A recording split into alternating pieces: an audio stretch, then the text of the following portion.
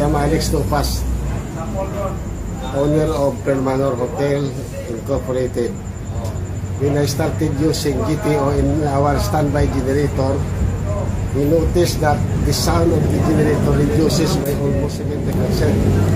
And the smoke emission of the smokestack of the generator from originally before the GTO oil was blackish, now it's whitish, and the smoke coming out is very thin, which convinced me that the product is really good.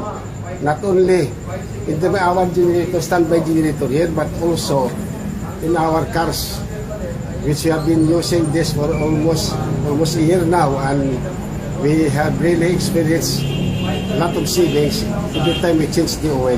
The fuel economy, it also increases somewhat between 30 to 40% savings, yes.